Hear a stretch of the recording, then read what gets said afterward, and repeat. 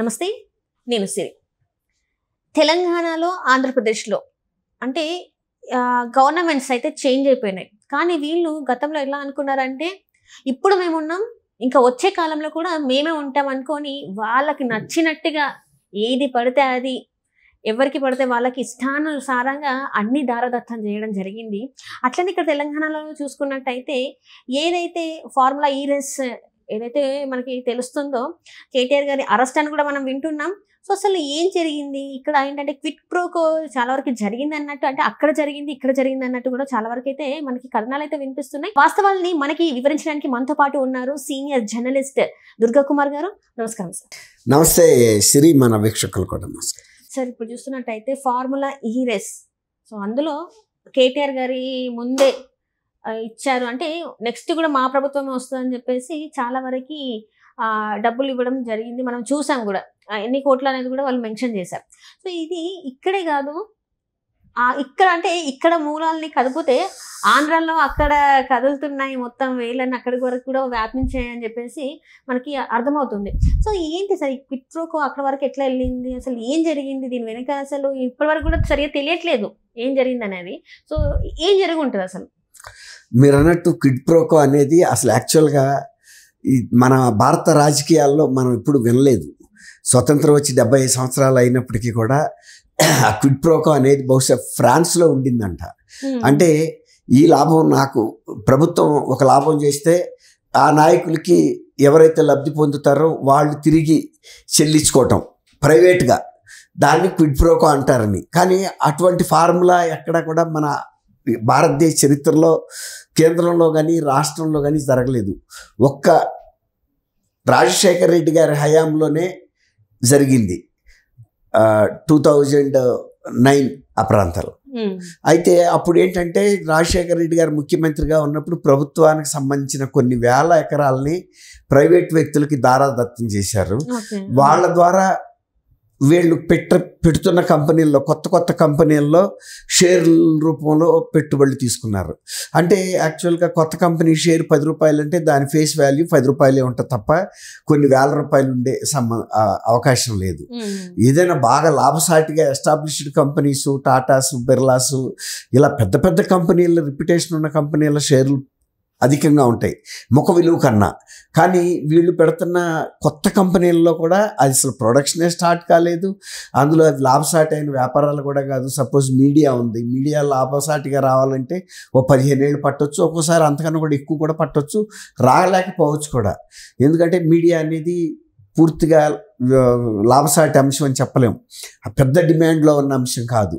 కాబట్టి ఇలా quid pro quo అనేది ఆ టైంలో వీళ్ళు లబ్ధి పొందారు, రాజశేఖర రెడ్డి కుటుంబం. అప్పుడు ఈ క్విట్ ప్రోకో అనే పదం ప్రాచుర్యంలోకి వచ్చింది. దాని మీద ఈడీ కేసులు కానీ విజిలెన్స్ కానీ ఒక 20 కేసెస్ జగన్మోహన్ రెడ్డి గారి మీద బుక్ అయినాయి.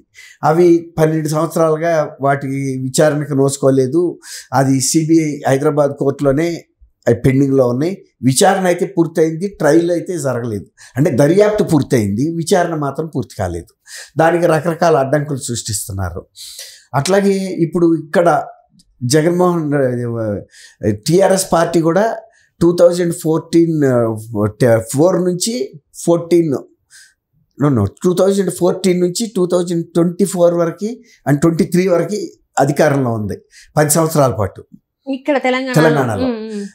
వీళ్ళు క్విట్ ప్రోకో అప్పుడు ఇక్కడ పెద్దగా వినపడలా, ఇప్పుడు వినపడుతుంది. అది ఏ రూపంలో వినపడుతుందంటే ఈ రేసెస్ సంబంధించి ఆ కంపెనీకి వీళ్ళు 51 కోట్ల రూపాయలు ముందుగానే రిలీజ్ చేశారంట. అందులో 41 కోట్ల రూపాయలు వాళ్ళు బీఆర్ఎస్ పార్టీ ఎలక్షన్ ఫండ్స్గా బాండ్ రూపంలో కొన్నారు. అది రికార్డెడ్గా ఉంది. అది కేసీఆర్ కూడా ఒప్పుకుంటున్నాడు, కేటీఆర్ కూడా ఒప్పుకుంటున్నాడు. అది డినై చేయడానికి ఏం లేదు. అంటే మా ఒక్కళ్ళకే వచ్చినాయా, ఇతర రాజకీయ పార్టీలకి రాలేదు అంటున్నారు. కానీ ఇక్కడ వీళ్ళు అడ్వాన్స్గానే రిలీజ్ చేశారు. ఎప్పుడు తర్వాత జరగాల్సిన ఈ రేసెస్కి సంబంధించిన ఎక్స్పెన్సెస్ అది కేటీఆర్ గారు ఏం చెబుతున్నాడు, ఇప్పుడు మీరు ఎందుకు రిలీజ్ చేశారు? ఆ రోజు urban development secretary Arvind Kumar ఆయన చేతి మీదుగా రిలీజ్ చేశారు. ఆయన హెచ్ఎండిఏ డైరెక్టర్గా ఉన్నాడు. అయితే ఇప్పుడు ఇష్యూ ఏంటంటే, అసలు మీరు గవర్నమెంట్లో ఉండి జరగబోయే దానికి అప్పుడే మీరు ఎట్లా రిలీజ్ చేస్తారని అంటే మేమే మళ్ళీ అధికారంలోకి వస్తాము అని చెబుతున్నాడు. జగన్మోహన్ రెడ్డి గారు కూడా ఇలాంటి మాటలే చెప్పాడు. నాకు 175కి 175కి మాకే వస్తాయి, మళ్ళీ మేము అధికారంలో ఉంటామని. అట్లాగే ఇంకా కొన్ని పోలికలు ఏంటంటే విజయమ్మ గారిని పార్టీ మహాసభ జరిపినప్పుడు మంగళగిరిలో నాగార్జున యూనివర్సిటీ ముందు ఆమెను గౌరవాధ్యక్షురాల పదవి నుంచి తొలగిస్తూ ఈయన్ని మాత్రం జీవితకాలపు అధ్యక్షుడిగా ఎన్నుకుని దాన్ని కేంద్ర ఎన్నికల సంఘానికి పంపించారు ఆ తీర్మానాన్ని. అప్పుడు కేంద్ర ఎన్నికల సంఘం ఈ తీర్మానం చెల్లనేరదు, ప్రజాస్వామ్యంలో ఏ పార్టీకి కూడా జీవితకాల అధ్యక్షులు ఉండరు, ప్రతి 4 ఏళ్లకో 3 ఏళ్లకో మీ రాజ్యాంగం పార్టీ నియమావళి ప్రకారం ఒక నిర్ణీత పీరియడ్కి ఉంటారు తప్ప జీవితకాలం ఉండే ప్రశ్న ఉండదనేసి అది ఇక్కడ చల్లదని తిప్పి పంపించినప్పుడు మళ్ళీ వీళ్ళు ఇంకొక తీర్మానం చేసి ఒక 4 ఏళ్ల పాటు ఉండే విధంగానో 3 ఏళ్ళు పెట్టి పంపించారు. అంటే వీళ్ళకి వాళ్ళకి ఒకటి ఏంటంటే మనం చిరకాలం అధికారంలో ఉంటామని. 10 ఏళ్ళు అధికారంలో ఉన్న కేటీఆర్కి ఆ అధికార దాహం తీరలేదు, ఇంకా మేము ఇంకో 10 ఏళ్ళు 20 ఏళ్ళు ఉంటామనే ఉద్దేశం మీద ఈయనున్నాడు.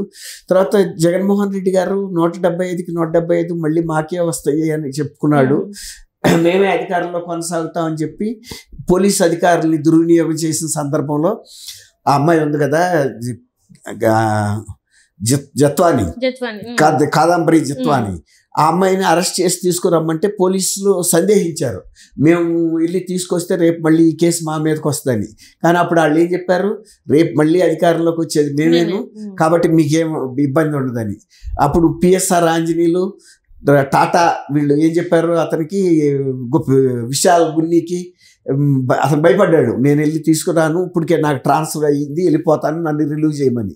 లేదు నువ్వు బొంబాయి వెళ్ళి ఆ అమ్మాయిని అరెస్ట్ చేసి తీసుకురావాలి, తీసుకొచ్చిన తర్వాత నిన్ను రిలీవ్ చేస్తాము, జగన్మోహన్ రెడ్డి నెక్స్ట్ ఇంకొక 20-30 ఏళ్ల పాటు కూడా అధికారంలో ఉంటాడు కాబట్టి నీకు మాకు కూడా వచ్చే ఇబ్బంది ఏమి లేదు అని చెప్పి ధైర్యం ఇచ్చారు. ధైర్యం ఇచ్చిన పాపానికి వాళ్ళు ఏమయ్యారు, ఇప్పుడు మొత్తం 3 సస్పెండ్ అయిపోయారు. వెళ్ళి ఏదైనా ఒక ఫోరంలో ఉపశమనం పొందటానికి కూడా వాళ్ళకి అవకాశం లేదు, ఎందుకంటే అన్ని ఆధారాలు ఉన్నాయి.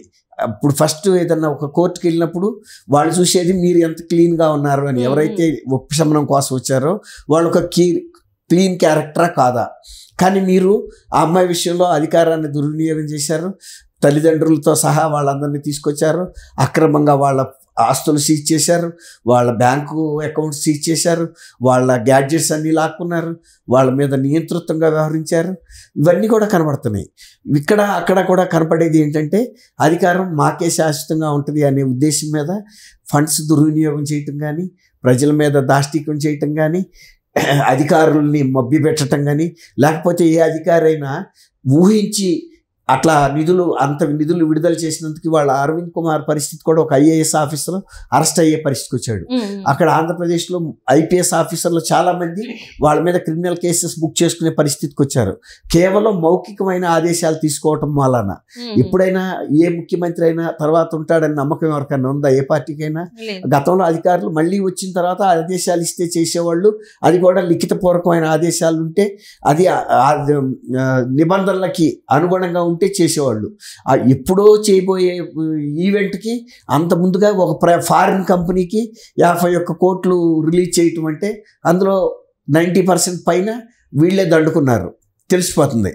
అట్లాగే అక్కడ కూడా జగన్మోహన్ రెడ్డి తను అనుయాయులకి పెద్ద వర్కులు ఇచ్చి అంతకుముందు పోలవరాన్ని నవయుగాన్ని నుంచి తీసేసుకుని ఆయనకు అనుకూలంగా ఉండే కంపెనీలను పెట్టుకుని అట్లా తర్వాత కొన్ని పోర్టుల్ని లాగేసుకుని ఇప్పుడు కాకినాడ పోర్టు కూడా బలవంతంగా లాక్కున్నదే కదా. అది కూడా అధికారులు ఎందుకు సహకరించారు, ఇతనికి అధికారం ఉంటుందని. ఇప్పుడు అవన్నీ కూడా తిరగబడి ఎవరైతే ఆ అధికారులు ఉల్లంఘనలు చేశారో వాళ్ళు ఫేస్ చేస్తున్నారు ఈ మ్యూజిక్ని. కాబట్టి 2 రాష్ట్రాల్లోనూ కూడా అధికారం మీద అధిక అంచనాలు, అంటే ఓవర్ కాన్ఫిడెన్స్ ఏమంటాం మనం, మనోధైర్యం ఎక్కువైపోయింది, నమ్మకం ఎక్కువైపోయి ఇట్లా ప్రవర్తించారు. దానికి అధికారులు అనుభవిస్తారు. ఇప్పుడు కేటీఆర్ కూడా అరెస్ట్కి అంచు మీద ఉన్నాడు.